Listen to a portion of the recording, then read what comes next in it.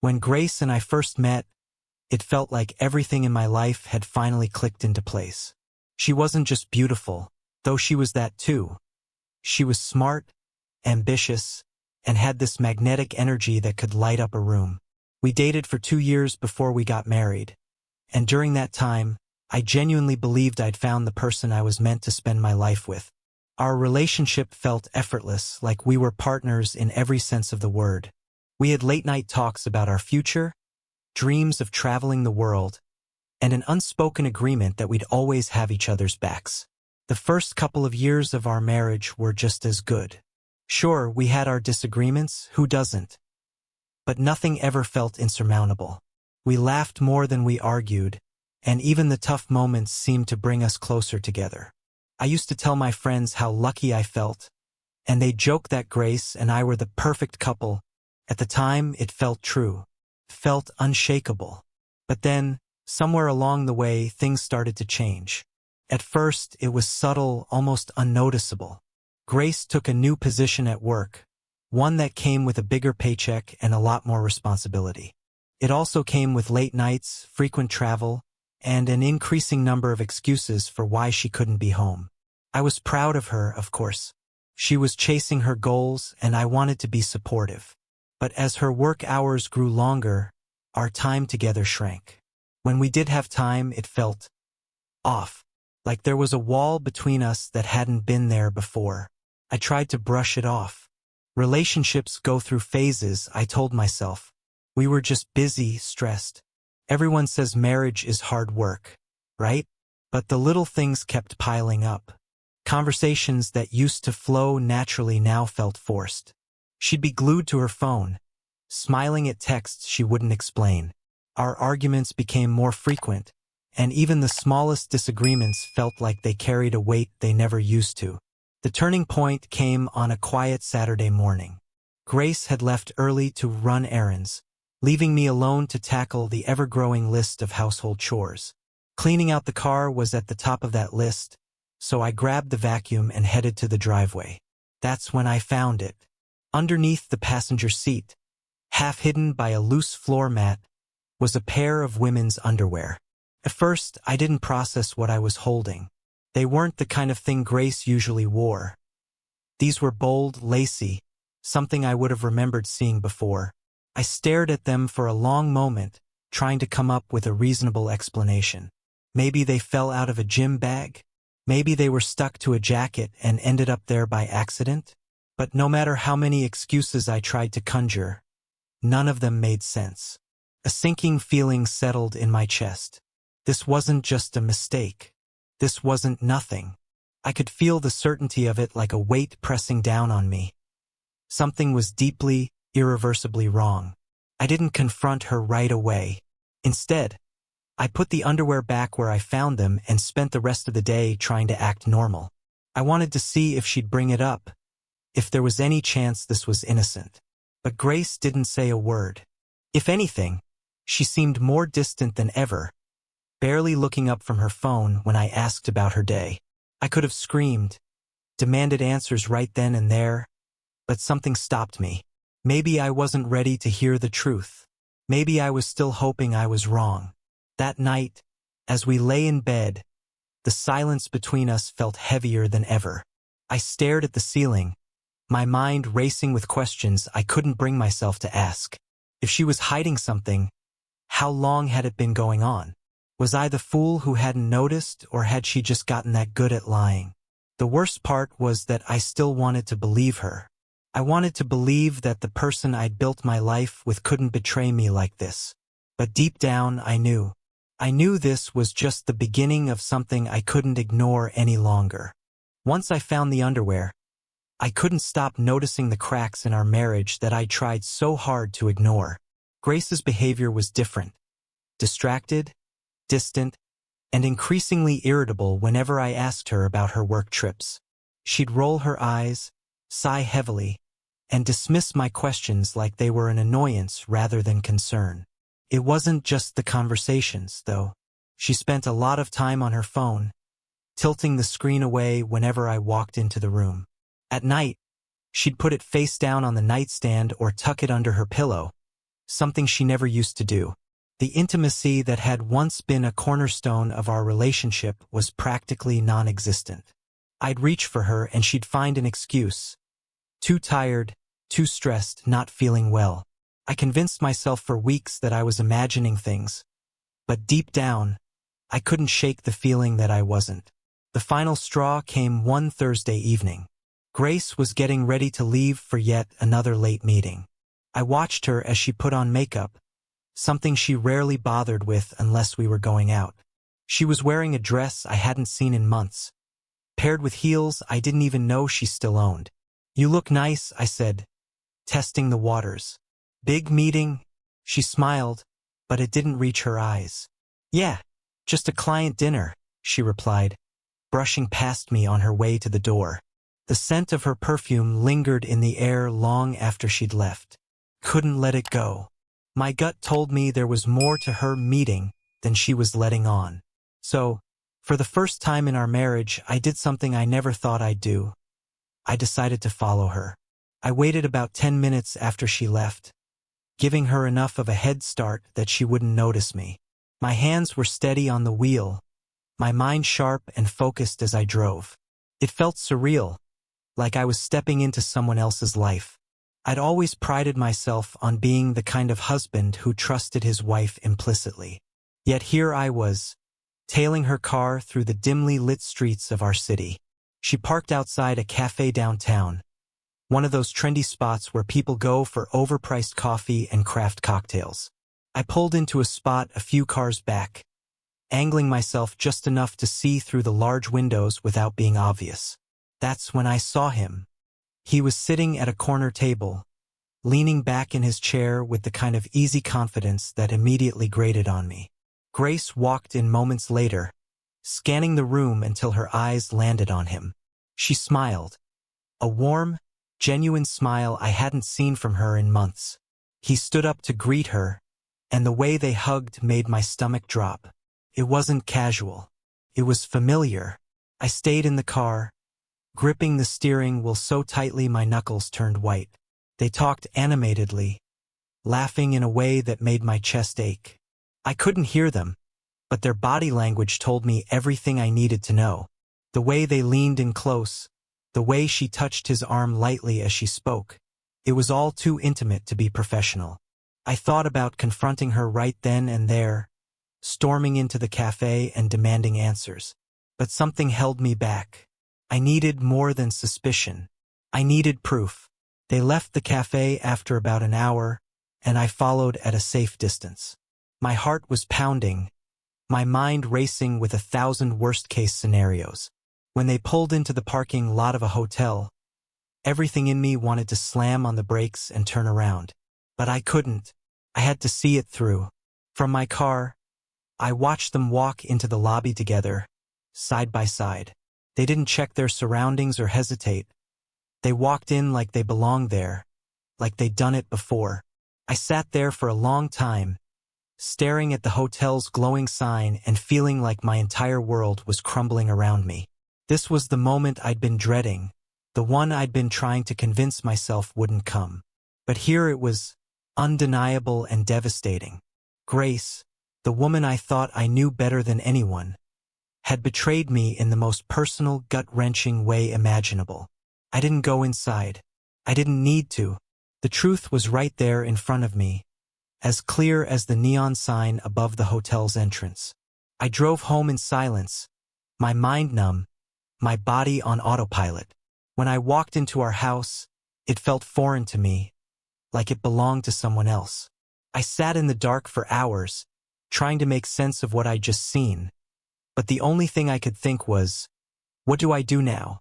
The next morning, I woke up to the sound of Grace humming softly in the kitchen. It was a bizarre contrast to the heavy weight in my chest.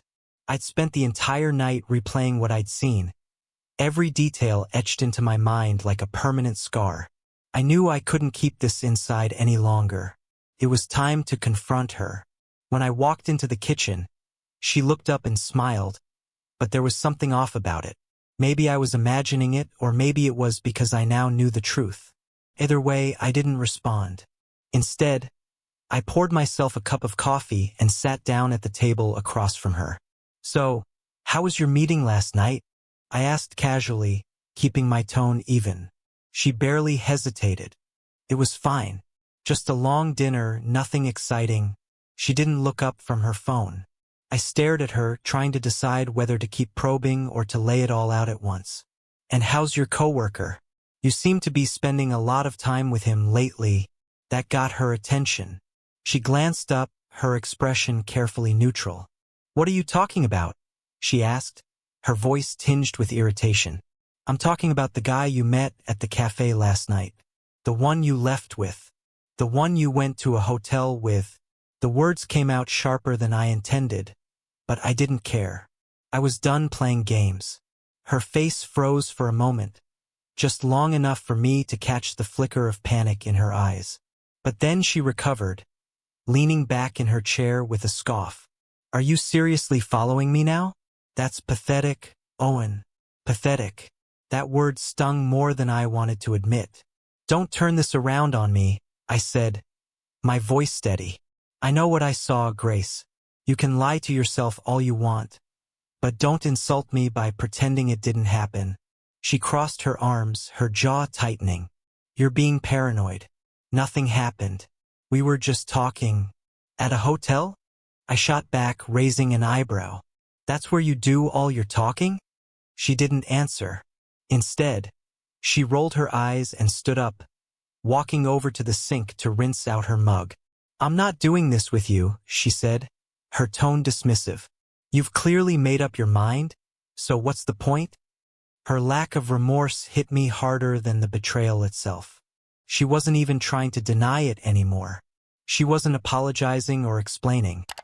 She was deflecting, shutting me down like my feelings didn't matter. It was in that moment I realized something I hadn't wanted to admit to myself. Grace didn't care. Not about me, not about us, not about the marriage we'd spent years building. I stood up, pushing my chair back with more force than I intended. You're right, Grace, I said, my voice calm but firm. There's no point. I'm done. She turned to look at me, her expression a mix of surprise and disbelief. What's that supposed to mean? It means I'm leaving, I said simply. You've made your choices and now I'm making mine. I won't stay in a marriage where I'm not respected. For the first time, she seemed at a loss for words. She opened her mouth as if to respond but closed it again, her eyes darting away. I didn't wait for her to find an answer. Instead, I walked upstairs, grabbed a duffel bag, and started packing. I didn't take much, just the essentials. Clothes, toiletries, my laptop. The rest could wait. As I zipped up the bag, I felt an odd sense of clarity. The anger was still there, burning quietly beneath the surface, but it was accompanied by something else. Resolve. I wasn't going to let her actions define me. I wasn't going to let her betrayal ruin my life. Before I left, I stopped by the cafe where I'd followed Grace the night before. I sat in a corner booth, nursing a cup of black coffee, when an older man approached me. He asked if he could sit, and I nodded. He must have noticed the storm on my face because he started talking about how he'd been through something similar years ago. His wife had cheated, and he'd stayed too long, trying to fix something that couldn't be fixed. You can't save someone who doesn't want to be saved, he said. Sometimes the best thing you can do is walk away. His words stuck with me. When I left the cafe, I didn't go back home. Instead, I checked into a motel on the outskirts of town. It wasn't much. A tiny room with peeling wallpaper and a mattress that creaked every time I moved, but it felt like the first step toward freedom. That night, as I lay in the lumpy bed, I thought about everything that had led me to this point. The love we'd shared, the life we'd built, and the lies that had torn it apart. I didn't have all the answers yet, but I knew one thing for sure. I was done pretending. Done trying to fix what couldn't be fixed. The motel room was small, quiet, and a little rough around the edges, but it offered something I hadn't felt in a long time. Space. Space to think, to breathe, and to figure out what came next. At first, I thought I'd only be there for a few days, maybe a week. But as the days stretched into weeks, I realized I wasn't ready to leave. Not yet. I spent my first few days there in silence, staring at the bland beige walls and trying to process everything that had happened. I kept replaying Grace's reaction in my head, her complete lack of remorse or even basic decency. How had we gotten here? How had the woman I once loved so deeply turned into someone I barely recognized? I'd always thought of us as a team, partners in every sense of the word. But now, I was starting to see the cracks that had been there all along. The ones I'd ignored because I didn't want to face the truth. The mornings were the hardest. I'd wake up and, for a split second, forget where I was. Then it would hit me all over again, the betrayal, the confrontation, the fact that I was now living out of a duffel bag in a cheap motel room. It was like a punch to the gut every time, but I forced myself to push through it. I had to. I threw myself into work during the day, staying late at the office to keep my mind occupied. My coworkers noticed the change in me, but I brushed off their questions with vague excuses about being busy or dealing with personal stuff. The truth felt too raw, too humiliating to share. At night, I'd sit on the edge of the motel bed with my laptop, scrolling through articles and forums about infidelity, trying to make sense of it all. The stories were heartbreaking, but they also made me feel less alone. I wasn't the first person to go through this, and I wouldn't be the last. About 2 weeks in, I decided to reach out to Grace. I didn't expect a heartfelt apology or a sudden change of heart, but I needed closure. I needed to hear her say it, to admit what she'd done and acknowledge the damage it had caused. I called her one evening, my finger hovering over the call button for what felt like an eternity before I finally pressed it. She answered on the third ring, her voice casual, almost cheerful. "Owen, hey. What's up?" I cut straight to the point. "We need to talk." There was a pause and then a sigh. "Owen, I don't know what else there is to say. You've made it pretty clear how you feel. Have you even thought about what you've done?" I asked, my voice calm but firm. "About how much you've hurt me? Or are you just pretending this never happened?" She hesitated, and for a moment, I thought I'd gotten through to her. But then she said, "Look, I'm sorry if you feel that way, but it wasn't a big deal. It didn't mean anything." Those words hit me like a brick. It didn't mean anything. That was her justification, her way of minimizing the pain she'd caused. I felt a surge of anger, but I refused to let it consume me. "Grace," I said, my voice steady, "it meant something to me. And the fact that you can't even acknowledge that tells me everything I need to know." The conversation ended shortly after that, with Grace brushing me off yet again. I hung up, feeling a strange mix of sadness and relief. Sadness because the woman I'd once loved was gone, replaced by someone I couldn't even recognize. Relief because I finally understood that there was no fixing this. She didn't care enough to try, and I deserved better than that. In the weeks that followed, I started to rebuild. It wasn't easy, healing never is, but I made a conscious effort to focus on myself. I started going for long walks in the evenings, letting the cool air clear my head. I picked up old hobbies I'd abandoned over the years, like reading and sketching. Slowly but surely, I began to feel like myself again, like the person I'd been before Grace and I had fallen apart. The motel, as humble as it was, became my sanctuary. It was a place where I could reflect, plan, and think about the kind of life I wanted to build for myself. For the first time in years, I wasn't living for someone else. I was living for me. And despite everything that had happened, there was a certain peace in that realization. Eventually, the time came to take the next step. Living in a motel wasn't a long-term solution, and I knew it. I'd spent weeks gathering my thoughts, piecing myself back together, and it was time to face the inevitable: divorce. I couldn't stay tethered to a marriage that had become a shell of what it once was. Filing for divorce was surprisingly straightforward. There wasn't much to fight over. We didn't have kids, and I wasn't interested in splitting hairs over furniture or bank accounts. Grace didn't contest it. Maybe she thought I'd come crawling back, or maybe she just didn't care enough to fight. Either way, it was done quickly and quietly. When the final paperwork came through, I felt a strange mixture of emotions. Relief was the strongest, but there was sadness too. Not for what we had become, but for what we used to be. The Grace I married, the one I had built a life with, was gone. I mourned her, even as I let her go. After the divorce was finalized, I moved out of the motel and into a small apartment. It wasn't much, but it was mine. I decorated it with things that made me happy, filling the space with books, plants, and art supplies. It felt good to create a space that reflected who I was, rather than what someone else wanted. Work became a welcome distraction. I poured myself into it, taking on new challenges and going above and beyond. A few months later, I got a promotion. One I'd been eyeing for years but hadn't pursued because I was too busy trying to hold my crumbling marriage together. For the first time in a long time, I felt proud of myself. As I started to rebuild, I opened myself up to the idea of dating again. I wasn't looking for anything serious, but I wasn't opposed to meeting new people either. That's when I met Emma. She was nothing like Grace. Quirky, warm, and endlessly curious about the world. She made me laugh in a way I hadn't laughed in years. We took things slow, but there was something so easy about being with her. She reminded me that relationships could be light, joyful, and uncomplicated.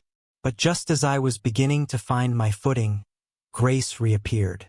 She called me out of the blue one evening, her voice softer than I remembered.